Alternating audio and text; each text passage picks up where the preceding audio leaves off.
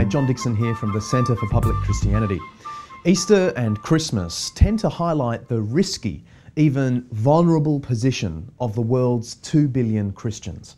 I'm not just thinking of the blockbuster headlines that frequently coincide with Christians' holy days, the discovery of Jesus' tomb, complete with his remains, reports of his marriage to Mary Magdalene, and so on.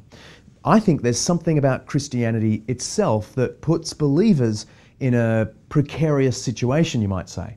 I'm talking about the overtly historical claims of this particular faith. I mean, reports of a public life, a public execution of a famous teacher and healer, not to mention his supposed resurrection, are just asking for a raised eyebrow. The logic is pretty simple.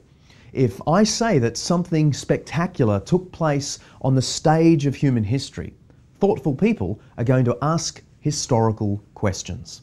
It's simple.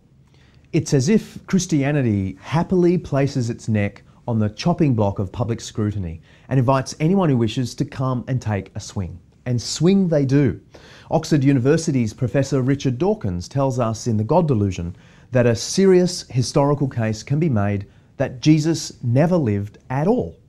In his Atheist Manifesto, the famous French philosopher Michel Onfray contends that from start to finish, the whole Jesus story was a trick born of the rational mind. He finds the crucifixion story particularly implausible. At that time, he assures us, Jews were not crucified, but stoned to death.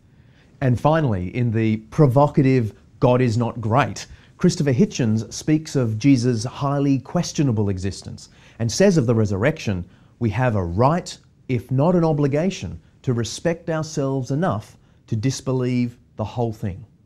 Suddenly, all of the events of Christian faith, Jesus' existence, his crucifixion, and certainly his resurrection, disappear in a moment of dogmatic unbelief. And those with even a faint inkling about the significance of Jesus for life are made to feel foolish. Now, how Christians respond to this chorus of criticism, I'll deal with in the next instalment.